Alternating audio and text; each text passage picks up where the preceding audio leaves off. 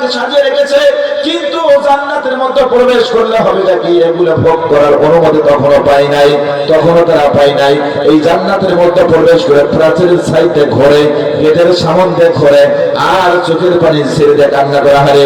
কত সুন্দর প্লাস্টিকে বানিয়েছেন, বিশাল বড় বড় বিল্ডিং বানিয়েছেন, এত সুন্দর আয়োজন করেছে, কিন্তু আল্লাহ পাক রব্বুল আলামিন কেন আমাদেরকে এগুলো ভোগ করার সুযোগ দিচ্ছে না? এটা চিন্তা করে লোকগুলো তারা কান্না শুরু করে দেবে। 1000 বছর ধরে, 1000 লম্বা সময় ধরে কান্না করবে, চোখের পানি ছেড়ে দিবে। এবার বন্ধুগণ, আল্লাহ পাক রব্বুল আলামিন তাদেরকে বলবেন, কি চাও তোমরা? তখন এই সকল বান্দাগুলো ডাক দিয়ে বলবে, আল্লাহ তেমন কিছু চাই না, মনের মধ্যে বড় বাসনা, বড়ই আশা ছিল। আল্লাহ বিশাল বড় বড় আপনি অট্টালিকা বানালেন, জান্নাত সাজালেন কার জন্য? জান্নাত যখন প্রবেশ করালেন, একটু দেন না কেন আমরা এগুলো ভোগ করি? জোরে সরে বলি আল্লাহু আকবার। আল্লাহ বলবে, হ্যাঁ আমি জানি তোমাদের মনের ভাব জানিয়ে দেই, তোমরা বলবা, তবে টেনশন তোমরা করো না, চিন্তা করো না, আমি আল্লাহ পাক রব্বুল আলামিন তোমাদেরকে এইভাবে পরীক্ষা করতে করতে জান্নাত পর্যন্ত প্রবেশ করিয়েছি। এই মুহূর্তে তোমাদের জন্য গোটা জান্নাত উন্মুক্ত করে দেওয়া হলো। করে বলি আল্লাহু আকবার। আর করে বলি সুবহানাল্লাহ। আল্লাহ পাক রব্বুল আলামিন আমাদের জন্য জান্নাত উন্মুক্ত করে দেবেন। আমরা তোল বেঁধে দৌড়াইতে আল্লাহর জান্নাতের মধ্যে প্রবেশ করার সুযোগ পেয়ে যাব। আর পেছনে ফিরে তাকানোর সুযোগ আমাদের নাই, ডান বাম তাকানোর সুযোগ নাই। সোজা আল্লাহর জান্নাতে ঢুকে বিশাল বড় বড় অট্টালিকা আল্লাহ রাব্বুল আলামিনের পক্ষ থেকে নাজ নিয়ামতগুলো ভোগ করব। আল্লাহর সমস্ত নিয়ামতগুলো ভোগ করা শুরু করে দেব। আল্লাহ পাক রব্বুল আলামিনের মতো অবস্থায় রব্বুল আলামিন জান্নাত এবং জাহান্নাম এই দুইটার মাঝামাঝি জায়গা, এই জায়গার মধ্যে একটা ছাগল নিয়ে আসবে।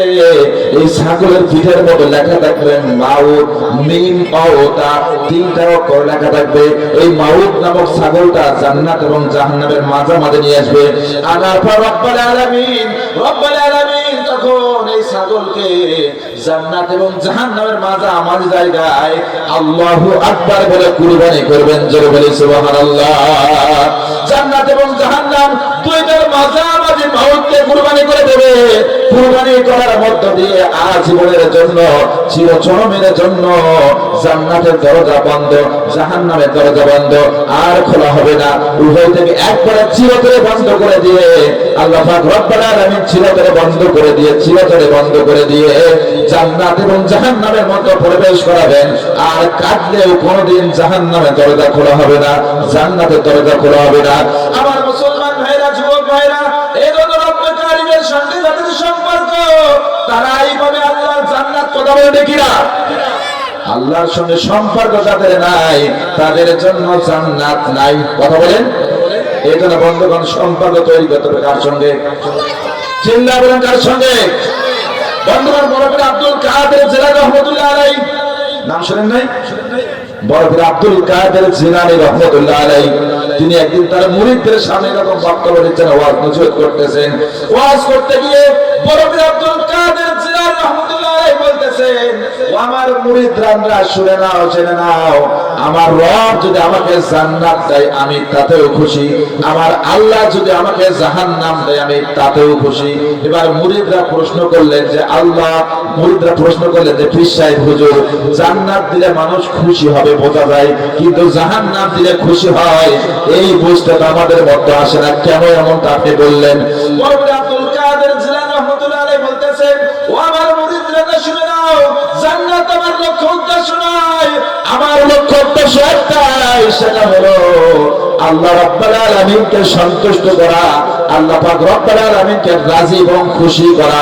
এই লক্ষ্য উদ্দেশ্য আমারও থাকার প্রয়োজন আছে না নাই? আমাদের সবার একটাই উদ্দেশ্য থাকার প্রয়োজন আছে না নাই? তিনি বললেন যে হ্যাঁ ঠিক আছে, মুরিদরা ঠিক আছে। এবার আব্দুল কাদের জিলানী রাহমাতুল্লাহ আলাইহিকে লোকজন প্রশ্ন করে বসলেন, হুজুর এমনটা কেন বললেন? আল্লাহ রাজি খুশি হলে হবেটা কি? তিনি এক্সাম্পল দিয়ে দেখালেন, প্রমাণ করে দেখালেন। তিনি প্রমাণ দিয়ে দেখাচ্ছেন জাতির পিতা ইব্রাহিম আলাইহিস সালাম, জাতির পিতা ইব্রাহিম আলাইহিস সালামের তিনি উদাহরণ দিয়ে সামনে দিয়ে দিলেন। তিনি বলতেছিলেন, ইব্রাহিম আলাইহিস সালাম এক আল্লাহর সঙ্গে প্রেম করেছিলেন, মহব্বত করেছিলেন, এক আল্লাহর সঙ্গে সম্পর্ক থাকার কারণে, তৈরি করার কারণে, আল্লাহ পাক রব্বুল আলামিনের সঙ্গে গভীর সম্পর্ক তৈরি হওয়ার কারণে আল্লাহ পাকের গোলাম দুনিয়ার জমিনে কিয়ামতের দিনের কাজ করেছেন, ইসলামের খেদমত করেছেন, আল্লাহর জমিনে আল্লাহর দ্বীন প্রতিষ্ঠার চেষ্টা চালিয়েছেন। এই অপরাধে নমরুদ বাহিনী আল্লাহর নবী ইব্রাহিম আলাইহিস সালামের হাত পা বেঁধে আগুনের মধ্যে নিক্ষেপ করেছিলেন। কথা বলেন ঠিক কিনা? কথা বলেন। আজ বুঝতে কি কষ্ট হচ্ছে ভাই? কষ্ট হচ্ছে? বোঝা যায় তাহলে চলবে, কি বলেন ভাইরা আমার? এরপরে লম্বা ঘটনা আমি বলছি না, আজকে আমি ওয়াজ করব অল্প, এই জন্য লম্বা ঘটনা যাচ্ছি না। আমি কোরআন থেকে ব্যাখ্যা করবো, তাফসীর করে শোনাবো। এর পূর্বে একটু সাইজ করার জন্য গল্পগুলো বলছি, একটু শোনেন, মনোযোগ দেন। ইব্রাহিম আলাইহিস সালাম, আল্লাহর নবী ইব্রাহিম আলাইহিস সালাম আগুনের মধ্যে নিক্ষিপ্ত হয়েছেন। হওয়ার পর ফেরেশতা মণ্ডলী এসে ইব্রাহিম নবীকে বললেন, ও ইব্রাহিম, নমরুদ বাহিনী তোমাকে আগুনে ফেলে দিয়েছে, আমাদের কাছে সাহায্য চাও, আমরা সাহায্য করবো, সহযোগিতা করবো। ইব্রাহিম আলাইহিস সালাম এক বাক্যে উত্তর দিলেন, প্রয়োজন নাই। আমাকে যে আল্লাহ আগুনের মধ্যে ফেলে দিয়েছে, যে আল্লাহর দ্বীনের কাজ করার অপরাধে জাহান্নামে আগুনের মধ্যে আসতে হয়েছে, ওই আল্লাহ আমাকে ময়দানে ছেড়ে দিয়ে মনে হয় চোখ বন্ধ করে আছে।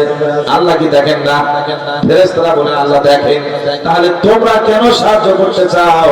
আমি দুনিয়ার কোন ফেরেশতা, কোন ব্যক্তি, বস্তু সাহায্য চাই না। আমি সাহায্য চাবো তার কাছে যিনি আমার সৃষ্টিকর্তা। জোরে বলে সুবহানাল্লাহ। এই জন্য দেয়ার মালিক কে? চিল্লা বলেন কে? যিনি দেন তিনি কে? চিল্লা বলেন কে? আল্লাহ পাক আমাদের দেন, আল্লাহ আমাদেরকে চান না। আল্লাহ পাক রব্বুল আলামিন বললেন, ইন্নাল্লাহা আশতারা মিনাল মুমিনিনা আনফুসাহুম ওয়া আমওয়ালাহুম বিআন্না লাহুমুল জান্নাহ। মহান রব বললেন, আমি মানুষদেরকে জান্নাত দিতে চাই, বিনিময়ে তাদের জানমালগুলো চাই। যদিও জান এবং মাল এগুলো আমারই দেওয়া, আমি ক্ষণিক সময়ের জন্য, সামান্য সময়ের জন্য আমি দিয়ে পরীক্ষা করি। এই টাকা পয়সা পাওয়ার পরে সে কি করে? আসলে মাতাল হয়ে যায় নাকি কোনো ঝামেলায় মুক্ত হয়ে যায়, এটা জানার জন্য আমি দেই। যদি ভালো লাগে, যদি ঈমান শক্ত হয়ে যায়, ওগুলো পেয়ে সন্তুষ্ট হবে, শুকরিয়া আদায় করবে যার তিনি কে? চিল্লা বলেন কে? এই জন্য সম্পদ দিয়েছেন আল্লাহ, শুকরিয়া হবে কার? সম্পদ কেড়ে নিয়েছেন আল্লাহ, শুকরিয়া আদায় হবে কার? রোগ দিয়েছেন আল্লাহ, শুকরিয়া আদায় হবে কার? আবার রোগ থেকে নাজাত দিয়েছেন, আমরা শুকরিয়া আদায় করব, চিল্লা বলেন কার? সব সময় শুকরিয়া পাওয়ার যোগ্য একমাত্র আমার আল্লাহ। এবার বন্ধুগণ, ইব্রাহিম আলাইহিস সালাম ফেরেশতাদেরকে বলতেছেন, আমরা কেন তোমাদের কাছে সাহায্য চাবো? ওই আল্লাহর কাছে আমি সাহায্য চাই যে আল্লাহর দ্বীনের খেদমতের কারণে আজকে আমাকে আযাবের মধ্যে ভুগতে হয়েছে, আগুনের মধ্যে আসতে হয়েছে। আল্লাহ পাক রব্বুল আলামিন তার ঈমানের পরীক্ষা নিলেন, দেখলেন ঈমানটা বড় শক্তিশালী, সঙ্গে সঙ্গে আগুনের উপরে প্রবেশ করলেন। উল্লা ইয়ানারু কুনি বারদাও ওয়া সালামান আলা ইব্রাহিম। আল্লাহ পাক বললেন, আগুন তোমার নোটিশ হলো, আমার বন্ধু, আমার হাবিবের জন্য, আমার খলিলের জন্য আরামদায়ক হয়ে যাও। সঙ্গে সঙ্গে আগুনের কুণ্ডকে আরামদায়ক বানিয়ে দিয়েছিলেন যিনি, তিনি কে? তিনি কে? ওই আল্লাহ আছে না নাই? আমরা যদি কোনো বিপদের মধ্যে পড়ে যাই, এই বিপদ থেকে উদ্ধার করবেন যিনি, তিনি কে? বহু বিপদ এসেছিল আমাদের প্রতি, বহু বিপদ আল্লাহ পাক দিয়েছিলেন, বহু বিপদ এসেছিল, এই বিপদ থেকে উদ্ধার করেছেন যিনি, তিনি কে? এই জন্য সর্ব অবস্থায় শুকরিয়া আদায় করতে হবে কার? আবার যদি আমরা বিপদ থেকে উদ্ধার হয়েছে, হওয়ার পরে আমরা জালিম হয়ে যাই, আল্লাহ পাক আবারও আমাদেরকে শাস্তির মুখোমুখি করবেন। কথা বলে ঠিক কিনা? এই জন্য জালেম হওয়া যাবে না, জালেম হওয়া যাবে না, অত্যাচারী হওয়া যাবে না, চাঁদাবাজ হওয়া যাবে না, ধান্দাবাজ হওয়া যাবে না, মাস্তান হওয়া যাবে না, খুনকারী হওয়া যাবে না, ধর্ষণকারী হওয়া যাবে না। শুকরিয়া আদায় করতে হবে, আল্লাহর সিজদায় মাথা নত করে দিয়ে চোখের পানি ছেড়ে আল্লাহর কাছে শুকরিয়া জ্ঞাপন করতে হবে। কথা বলে ঠিক কিনা? ভাই আমার রাগ করতেছেন? শোনেন, মজা আছে, সামনে যাচ্ছি, একটু পরে মজা পাবেন ইনশাআল্লাহ। আল্লাহ পাক রব্বুল আলামিন ইব্রাহিম আলাইহিস সালামকে অগ্নিকুণ্ড থেকে উদ্ধার করলেন। বরফির আব্দুল কাদের জিলানী রাহমাতুল্লাহ আলাইহি বলতেছেন, তার মুরিদদেরকে বলতেছেন, আল্লাহ পাক যদি ইব্রাহিম নবীকে আগুন থেকে উদ্ধার করতে পারে, আগুন থেকে উদ্ধার করতে পারে, ইব্রাহিম নবীর জন্য আগুনকে আরামদায়ক বানাইতে পারে, আর আমার আল্লাহ যদি সন্তুষ্ট থাকে, আমার প্রতি রাজি এবং খুশি থাকে, আমাকে আল্লাহ যদি জাহান্নাম দেয়, আল্লাহ যদি আমার বন্ধু হয়ে যায়, আমার বিশ্বাস ওই জাহান্নামটা আমার জন্য জান্নাত হয়ে যাবে। কথা বলে ঠিক কিনা? এই জন্য শুকরিয়া আদায় করবো যার, তিনি কে? চিল্লা বলেন কে? এখন আমরা আসি কোরআনের দিকে। আল্লাহ পাক বললেন, ইন্নামা নিশ্চয়ই ওলি মানে বন্ধু কুমুল্লাহ, তোমাদের বন্ধু হলেন আল্লাহ। জোরে বলেন কে? জোরে বলেন কে? আল্লাহ। আমার আল্লাহ পাক রব্বুল আলামিন বললেন, আমি নিজে তোমাদের সঙ্গে বন্ধুত্ব করতে চাই, এজন্য আমি তোমাদের মেসেজ দিলাম, একখানা চিঠি লিখলাম। দুনিয়ার জমিনে কেউ যদি কারো সঙ্গে প্রেম ভালোবাসা করে সম্পর্ক তৈরি করতে চায়, যদি বন্ধুত্ব করতে চায়, ডাইরেক্ট গিয়ে যদি বলে আমি তোমাকে ভালোবাসি, আই লাভ ইউ, ভালোবাসা কি হবে? হবে না। চিঠি আদান প্রদান ছিল, মেসেজিং হয়, চ্যাটিং হয়। এরপরে বন্ধুগণ, কাউকে যদি বন্ধু বানাইতে চান, আগে দূর থেকে সম্পর্ক দেখতে হয়, খোঁজ খবর নিতে হয়, এরপরে বন্ধুত্ব হয়। আমার আল্লাহ পাক রব্বুল আলামিন এজন্য বলতেছেন, আমি আসমান থেকে তোমাদেরকে বন্ধু হওয়ার জন্য চিঠি লিখলাম, মেসেজ দিলাম। এই মেসেজের নাম হলো মহাগ্রন্থ আল কোরআন। এই গ্রন্থ দিলাম, যদি তোমরা চিঠি পাও, চিঠি পাওয়ার পরে চিঠি বুঝলা না, চিঠি পড়লা না, চিঠি আমল করলা না, প্রেম ভালোবাসা হবে না। বন্ধুগণ, আমরা নিজেরাও ভার্সিটিতে পড়াশোনা করেছি, আমরা দেখেছি বন্ধুগণ, কলেজের ভার্সিটি গুলোর অবস্থা একদম ভয়াবহ অবস্থা। প্রত্যেকে বসার জায়গায়, প্রত্যেকে গাছের গোড়ায় গোড়ায় টোনা আর টুনি মজার মুখে বসে থাকে, গান গায়। কি বলেন? কি বলেন? ঠিক কিনা বন্ধুগণ? এই যে দৃশ্য, এখান থেকে জনগণ নাজাত চায়, মুক্তি চায়। আজকে বন্ধুগণ, বাংলাদেশের আজকে ভার্সিটিগুলোর পরিবর্তন এসেছে, বিশ্ববিদ্যালয়গুলোর পরিবর্তন এসেছে, আগামীতে দেশেরও পরিবর্তন আসবে ইনশাআল্লাহ। খুব শীঘ্রই দেশের পরিবর্তন আসবে, কেউ বাধা দিয়ে আটকাইতে পারবে না। আমি ওই দিকে যাচ্ছি না, সামনে যাচ্ছি, কোরআন দিয়ে কথা বলতে চাই। আল্লাহ পাক রব্বুল আলামিন এবার বললেন, শুনে নাও, আমি আল্লাহ তোমাদের বন্ধু হতে চাই। শর্ত হলো 4টা। জোরে বলেন কয়টা? জোর হলো না? ওরে বাবা! হ্যাঁ, আল্লাহ প্রেম করবেন আপনার সঙ্গে, আমার সঙ্গে। আল্লাহ শর্ত দিয়েছেন 4টা। জোরে বলেন কয়টা? 1 নম্বর শর্ত, আল্লাহর দেওয়া এসএমএস তোমাদের পড়তে হবে, মানে কোরআন পড়া লাগবে। কি পড়া লাগবে? কোরআন শরীফ পড়তে হবে। আমরা কি সকলে কোরআন শরীফ পড়া জানি? যদি ইন্টারভিউ নেওয়া যায়, আমার সামনে যদি 1000 লোক বসে থাকে, এই মুহূর্তে পরীক্ষা নিয়ে দেখা যাবে মাত্র 2 থেকে 300 লোক বলবেন কোরআন শরীফ পড়তে পারি, বাকি লোকজন বলবে হুজুর মাফ চাই, এগুলো আমরা জানি না। আমি কি বেশি বললাম? শুধু তাই নয়, আবার যদি বলা হয় সহিহ শুদ্ধ কয়জন পারেন, এই 200-300 মধ্যে আবার কিছু লোক হাত নিচু করে বলবে হুজুর পারি না। 100-150 লোক বললে আমরা মোটামুটি সহি আছে। আবার যদি পরীক্ষা নেওয়া হয়, মত মাকরাজ কাদের ঠিক আছে, দেখা যাবে পার্সেন্টেজ কমে আসবে, মাত্র 20-30 জন লোক বলবে পারি, বাকিগুলো বলবে আমাদের ভালো জানা নাই। কথা বলেন? এই জন্য বন্ধুগণ, আমরা কোরআন পড়তে পারি না, কোরআন জানি না। এই জন্য আল্লাহর সঙ্গে আমাদের সম্পর্কের দূরত্ব বেড়ে যাচ্ছে, আল্লাহর সঙ্গে সম্পর্ক গাঢ় হচ্ছে না। এই জন্য আল্লাহর সঙ্গে সম্পর্ক গাঢ় করার জন্য কোরআন শরীফ তিলাওয়াত করতে হবে। 2 নম্বর শর্ত দিয়েছেন আল্লাহ, এই কোরআন তোমাদের বুঝতে হবে। জোরে বলেন কি করতে হবে? পড়া লাগবে। 2 নম্বর বোঝা লাগবে। এই জন্য বোঝার জায়গায় আমাদের ঝামেলা, বুঝতে গেলে এই ঝামেলা আসে না নাই? বন্ধুগণ, আমরা ইতিমধ্যে দেখলাম তাফসীর মাহফিলগুলোতে 140 ধারাবাহিক করে বন্ধ করে দেয়। যেখানে কোরআনের তাফসীর হয়, ওই জায়গায় তারা কোরআনকে বন্ধ করে দেয়। এখনো বাংলাদেশে কিছু লোক আছে যারা কোরআনের তাফসীরকে ভালো চোখে দেখে না। আছে না নাই? কোরআনের মাহফিলকে ভালো চোখে দেখে না, ভালোবাসে না। আমি তাদের উদ্দেশ্যে বলবো, আল্লাহ তোমাদের অন্তরের মধ্যে মোহর মেরে দিয়েছে, এই জন্য কোরআনের আলোচনা তোমাদের ভালো লাগে না। কথা বলেন ঠিক কিনা? আবার আল্লাহ পাক রব্বুল আলামিন বললেন ওয়াকালাল্লাযীনা কাফারু লা তাসমাউ লিহাযাল কুরআন।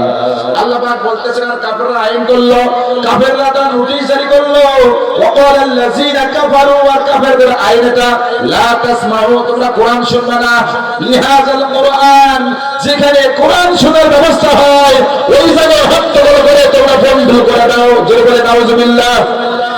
এটা হলো আবু জাহেলের আইন। কার আইন? আবু জাহেল এই আইনটা করেছিল। আল্লাহ পাক বললেন তোমার কথাগুলো আমি কোরআনের মধ্যে রেখে দিলাম যাতে করে পরবর্তী প্রজন্ম তোমার কথাগুলো বুঝতে পারে, শিক্ষা নিতে পারে। যারা এই কোরআনের বিরোধিতা করবে তার পরিণতি এবং আবু জাহেলের পরিণতি সমান সমান করে দেবেন কে? চিল্লাবেন কে? এরপর বন্ধুগণ 3 নম্বর বলছিলাম, 3 নম্বর কোরআন শরীফ বোঝা, 2 নম্বর বোঝা লাগবে, 3 নম্বর কোরআন শরীফ মানতে হবে, জীবনে মানতে হবে, জীবনের সঙ্গে মিলাইতে হবে, নিজের সঙ্গে মিলাইতে হবে, কোরআন অনুযায়ী জীবন গঠন করতে হবে। এই জায়গায় একটু কঠিন, কি বলেন? 4 নম্বর বন্ধুগণ সময়ের সংক্ষেপে জন্য দ্রুত বলছি।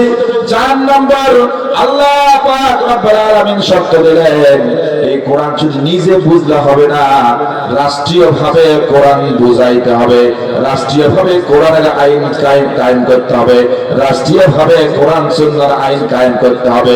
এই জায়গা আরো একটু কঠিন, কি বলেন? তবে আর কঠিন নাই। আমি আপনাদের স্পষ্ট করে বলে দিতে চাই, সুজলা সুফলা শস্য শ্যামলা সবুজ এই মাতৃভূমি বিগত 54 বছর আগে স্বাধীনতা লাভ করেছে। আজ পর্যন্ত বাংলাদেশের জনগণ স্বাধীনতা হলেও স্বাধীনতার স্বাদ কেউ পায় নাই। কথা বলে ঠিক কিনা? আজ এখনো ধর্ষণ হয়, এখনো চুরি হয়, চাঁদাবাজি হয়, খুন খারাপি হয়। কারণ হলো মানুষ কোরআন বুঝতে পারে নাই। যদি কোরআন জানতো, কোরআন বুঝতো, এগুলো করতো না, তার ভালো হয়ে যেত। কথা বলে ঠিক কিনা? এই জন্য বন্ধুগণ জনগণের দোষ নাই, দোষ হলো যারা আমরা ক্ষমতায় থাকি কোরআন সুন্নাহ মানি না, তাদের অপরাধ, তাদের দোষ। এখন আপনাদের সর্বশেষ আমি বলে দিতে চাই, বিগত 54 বছর এই দেশ স্বাধীন হয়েছে, সুতরাং সুফলা শস্য শ্যামলা সবুজ এই মাতৃভূমি, জনগণ শান্তি পায় নাই। তবে পাবে আগামীতে যদি কোরআন সুন্নাহ ভিত্তিক আইন কায়েম করা যায়। কথা বলেন ঠিক কিনা? এটা শুধু বাংলাদেশের কথা বললাম, স্বয়ং বিশ্বনবী সাল্লাল্লাহু আলাইহি ওয়াসাল্লাম জন্মের পর থেকে 18 বছর পর্যন্ত দেশের মধ্যে তিনি শান্তি শৃঙ্খলা প্রতিষ্ঠার জন্য চেষ্টা চালালেন, পারলেন না। 18 বছর বয়সে একটি সংগঠন কায়েম করলেন, নাম দিলেন হেলফুল ফুজুল, যে এটা দিয়ে করব। এরপরও পারলেন না। 38 বছর বয়স পর্যন্ত চেষ্টা চালালেন নিজের চরিত্র দিয়ে, ব্যবহার দিয়ে, আচার দিয়ে, কিন্তু পারলেন না। তিনি মন খারাপ করে হেরা পর্বত গুহায় গেলেন, এখন ধ্যানের মধ্যে বসে যায়। ধ্যানে বসলেন, ধ্যানে মগ্ন হয়ে চেষ্টা করলেন। এরপর আল্লাহ পাক রব্বুল আলামিন আসমান থেকে জিবরাইল আমিন আলাইহিস সালামকে পাঠিয়ে দিলেন, যাও। বিগত 38 বছর চেষ্টা চালিয়েছে, পারে নাই। 40 বছর যখন পূর্ণ হয়ে গেল, আল্লাহ পাক রব্বুল আলামিন তখন দান করলেন ঐশী গ্রন্থ, মহাগ্রন্থ আল কোরআন। এবার এই কোরআন দিয়ে চেষ্টা চালাও, অবশ্যই এই পৃথিবীতে শান্তির সুবাতাস আসবে। বেজরে বলে সুবহানাল্লাহ। এরপরে পেয়েছে, এর আগে পারেন নাই। তবে বাংলাদেশ যারা শাসন করেছে তারা ভালো চেষ্টা চালিয়েছে, পারে নাই, পারবে না। যতক্ষণ না পর্যন্ত কোরআন সুন্নাহ দিয়ে দেশ চালাবে, কোরআন সুন্নাহ দিয়ে দেশের বিচারের ব্যবস্থা কায়েম করবে, ততক্ষণ পর্যন্ত এই দেশের শান্তি কায়েম হওয়া সম্ভব নয়, সম্ভব নয়, সম্ভব নয়। এই জন্য বাংলাদেশের জনগণ সিদ্ধান্ত নিয়েছে আগামীতে পার্লামেন্টে কোরআনের আইন প্রতিষ্ঠা করে দেশের জনগণের পরিপূর্ণ শান্তি কায়েম করতে চায়, করতে চায়, করতে চায়। কথা বলতে কিনা? রাগ করলেন নাকি? এখন একটু শোনেন, আল্লাহ আমাদের বন্ধু হতে চায়। 2 নম্বর আমাদের নবী আমাদের বন্ধু, আমি এটা বলবো। 3 নম্বর যারা সমাজের মধ্যে নামাজ কায়েম করতে চায়, ইসলাম প্রতিষ্ঠা করতে চায়, যাকাত কায়েম করতে চায়, হক হালাল বাস্তবায়ন করতে চায়, এদের সঙ্গে বন্ধু। এই 2টা বিষয় বলবো। আমার মা বোনরা এসে অনেক অনেক মা বোন বসেছেন, আমি মা বোনদের উদ্দেশ্যে 2-1টি কথা বলতে চাই। আমার মায়েরা, আমার বোনেরা, আমার মা, চাচি, খালা, ফুফা, আপনজন, ভাই, ভাস্তি রয়েছেন, দাদি রয়েছেন, সকলে বসেছেন। একটু মনোযোগ দেন, কানগুলো খরগোশের মতো খাড়া করেন। একটু কানগুলো খরগোশের মতো খাড়া করেন, আমি আপনাদের বিষয়ে বলতে চাই। বিশ্বনবী সাল্লাল্লাহু আলাইহি ওয়াসাল্লাম মেরাজ করতে গেলেন। মেরাজ যাওয়ার পর তিনি জাহান্নাম দেখলেন। জাহান্নামের মধ্যে লক্ষ্য করলেন অধিকাংশ নারীরা জাহান্নামের মধ্যে পড়ে আছে। এরপর বন্ধুগণ, বিশ্বনবী পৃথিবীতে ফিরে আসলেন। মা ফাতেমা রাদিয়াল্লাহু তাআলা আনহার সামনে গিয়ে তখন তিনি জাহান্নামের বর্ণনা দিচ্ছেন। তিনি বলতেছেন, মা, জাহান্নামের মধ্যে নারীদের সংখ্যা বেশি দেখলাম, নারীদের সংখ্যা বেশি দেখলাম। এবার বন্ধুগণ, মুসলমান ভাইরা, যুবক ভাইরা, বিশ্বনবী যখন বললেন নারীদের সংখ্যা বেশি দেখলাম, মা ফাতেমা বললেন, আব্বাজান, কোন কোন কারণে নারীরা জাহান্নামে গিয়েছে একটু খুলে বলেন। বিশ্বনবী সাল্লাল্লাহু আলাইহি ওয়াসাল্লাম বললেন, 6টি কারণে নারীরা জাহান্নামের মধ্যে ধাবিত হয়েছে, আযাবের মধ্যে গিয়েছে। 6টি কারণে আযাবের মধ্যে বর্তমান হয়েছে, আযাবের মধ্যে তারা পড়েছে, জাহান্নামের মধ্যে তারা জ্বলতেছে। এরপর মা ফাতেমা রাদিয়াল্লাহু আনহা বললেন, আব্বাজান, আমার সামনে আপনি খুলে বলুন বিষয়গুলো কি কি। 1 নম্বর, আল্লাহ পাক রব্বুল আলামিনের পক্ষ থেকে বিশ্বনবী জানিয়ে দিলেন, 1 নম্বর কারণ হলো নারীরা শিরক করে বেশি। জোরে বলেন কি করে? জোরে বলেন কি করে? শিরকটা নারীরা বেশি করে না কম করে? বেশি করে। নারীদের সন্তান নাই, সন্তান নাই, দৌড়ে দেয় পীরের বাড়িতে, আসে না নাই? পীর মরে গেছে, কবরের মধ্যে আছে। আবার কবরের পাশে দাঁড়িয়ে দাঁড়িয়ে এই নারীরা বলে, সন্তান নাই বাবা, সন্তান দে। আল্লাহর কাছে চায় না, পীরের কাছে সন্তান চায়, আছে না নাই? সন্তান চায় পীরের কাছে। শুধু তাই নয়, কবরের মধ্যে নারীরা হাত দোলায়, হাত দোলা দেয়। ওই হাতখানা পেটের সঙ্গে সুচিয়ে বলে, এরকম ঘষা দিয়ে বলে, বাবা একটা সন্তান দে। এইভাবে নারীরা চায়। আল্লাহ পাক রব্বুল আলামিন বললেন, দুনিয়ার সব গুনাহ ক্ষমা করলেও আমি শিরকের গুনাহ কখনোই ক্ষমা করব, কখনোই ক্ষমা করব না। বিশ্বনবী সাল্লাল্লাহু আলাইহি ওয়াসাল্লাম বললেন, কিয়ামতের ময়দানে বান্দারা পাহাড় সমতুল্য অপরাধ করবে। পাহাড় সমতুল্য অপরাধ নিয়ে যখন আমার সামনে হাজির হয়ে যাবে, আমি তাদেরকে পাহাড় সমতুল্য অপরাধগুলো ক্ষমা করে দিয়ে জান্নাতের মধ্যে প্রবেশ করাবো।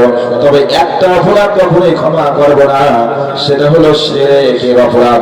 যারা শিরক করবে, পাপ করবে, আমি তাদেরকে কখনোই ক্ষমা করব, শিরকের কোনো ক্ষমা নাই।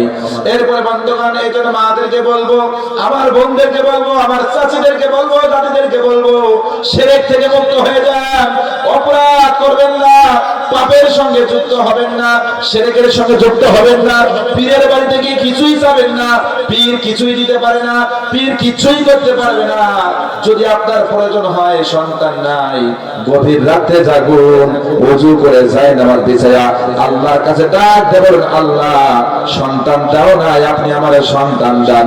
আল্লাহ পাক রব্বুল আলামিন আপনার চোখের পানির বদৌলতে সন্তান দিয়ে কোল ভর্তি করে দিতে পারেন। কথা বলেন ঠিক কিনা? এরপরে বন্ধুগণ, মা ফাতেমা রাদিয়াল্লাহু তাআলা আনহা বললেন, আব্বাজান, এরপরে কি? এবার বিশ্বনবী বললেন, এই নারীরা সব সময় জন্য শুকর করে, শুকরিয়া জ্ঞাপন করে না।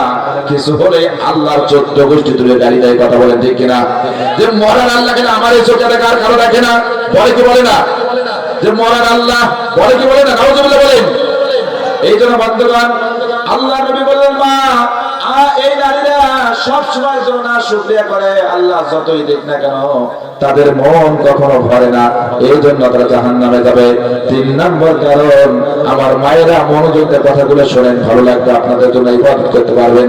3 নম্বর কারণ হলো, এই নারীরা স্বামীকে তারা সম্মান দিতে জানে না। স্বামীর সঙ্গে বেয়াদবি করে এরকম নারী আছে না নাই? স্বামীর সঙ্গে বেয়াদবি করে এরকম নারী আছে না নাই? একটু এক্সাম্পল দেই। বিশ্বনবী সাল্লাল্লাহু আলাইহি ওয়াসাল্লাম একদিন আসরের নামাজ পড়ে মা ফাতেমার বাড়ির মধ্যে গেলেন। মা ফাতেমার বাড়ির মধ্যে যাওয়ার পর, মা ফাতেমার বাড়ির মধ্যে যাওয়ার পর বিশ্বনবীর মেয়ে মা ফাতেমা রাদিয়াল্লাহু তাআলা আনহা লক্ষ্য করে দেখলেন তিনি বসে বসে নামাজ আদায় করতেছেন। আল্লাহ নবী সাল্লাল্লাহু আলাইহি ওয়াসাল্লাম মা ফাতেমার নামাজ শেষ হওয়ার পর ডাক দিয়ে বলতেছেন, মা, আমি তোমার বাবা, তোমার বয়স অনেক বড়, আজ পর্যন্ত আমি বসে নামাজ পড়ি না, তোমার কি এমনটা হলো তোমাকে বসে নামাজ পড়তে হবে? কেন তুমি নামাজ পড়ো? এই নামাজ তোমার মঞ্জুর হবে না। মা ফাতেমা রাদিয়াল্লাহু তাআলা আনহা চোখের পানি ছেড়ে দিয়েছেন, আব্বাজান আমি আমার স্বামীকে হেফাজত করার জন্য বসে বসে সালাত আদায় করেছি। বলে কেন? বুঝলাম না বিষয়।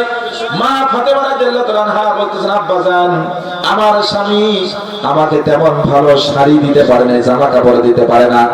আমার পরনের মধ্যে যে জামাটা রয়েছে অনেকগুলো তালি রয়েছে, অনেকগুলো সেলাই করা রয়েছে, অনেক জায়গায় ফুটা রয়েছে। আমি জানি আমার আব্বাজান এই সময় আমার বাড়িতে আসবে, আমি নামাজ আদায় করব। আমি যখন দেখলাম আমার আব্বাজান বাড়ির মধ্যে প্রবেশ করতেছে, কিন্তু লক্ষ্য করে দেখলাম আমার আব্বাজান বাড়ির মধ্যে প্রবেশ করলো, আমার জামাগুলো ফুটা ফুটা সেলাই করা জামা। আমি জানি আমার আব্বাজান রুমের মধ্যে প্রবেশ করে দেখে আমার মেয়ে মা ফাতেমা বিশ্বনবীর কলিজার টুকরা ছেঁড়া জামা পরে নামাজ আদায় করতেছে। আমার মনে হয় আমার আব্বাজানের মনের মধ্যে ক্রোধ আসতে পারে, আরে কোন জামাইয়ের সঙ্গে মেয়েকে বিয়ে দিলাম, একটা জামাও মেয়েকে দিতে পারে না। আমার স্বামীর প্রতি আপনার রাগ আসতে পারে, ক্রোধ আসতে পারে। এই জন্য আমি আমার স্বামীকে হেফাজত করার জন্য আজকে আমি বসে বসে সালাত আদায় করেছি। জোরে বলি সুবহানাল্লাহ।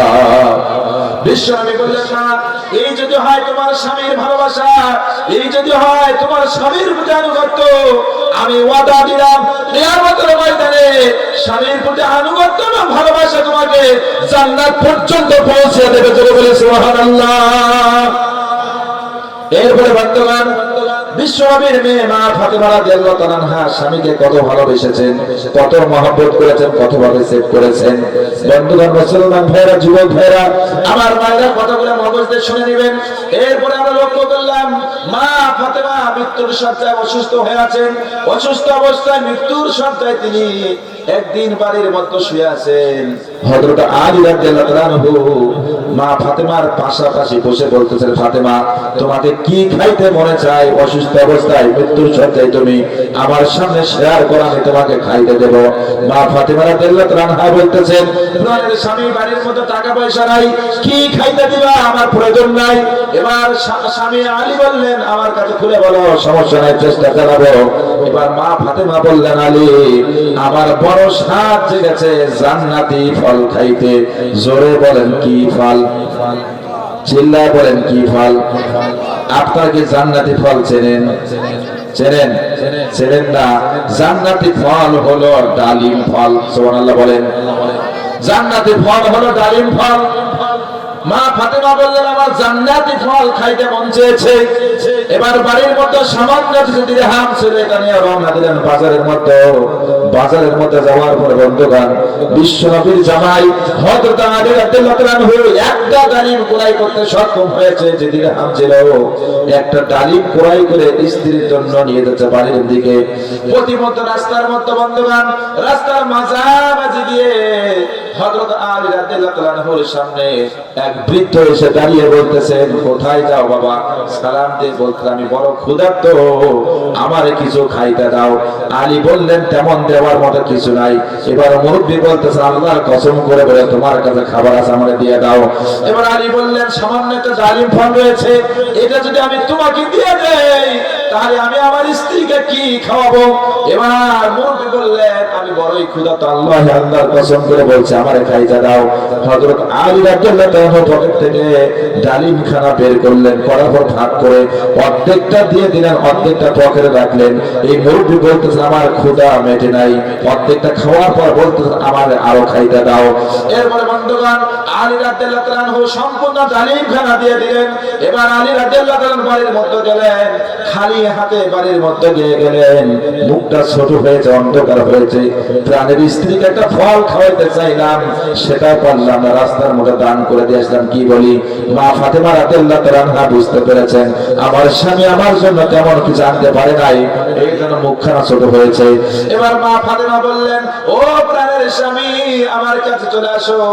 আমি বুঝতে পেরেছি তুমি আমার জন্য তেমন কিছু আনতে পারো নাই, তবে রাগ করো না, মন খারাপ করো না। আল্লাহ চাহে তো আমরা এর চাইতে ভালো কিছু খাবার পেয়ে যাবো। জোরে বলি সুবহানাল্লাহ। এটা ছিল মা ফাতেমার নিয়ম। যদি বর্তমান যুগের কোন মহিলা এরকম কোন মেয়ে যদি তার স্বামীকে বাজারের লিস্ট ধরে দেয় আর ওই অনুযায়ী বাজার যদি না আসে, স্বামী কি বাড়িতে ঢুকতে পারবে? ঢুকতে পারবে না, দেবে না। আগে যা, মরার বেটা মর, আগে নিয়ে আয়, কি বলেন? এইভাবে গালি দেয়।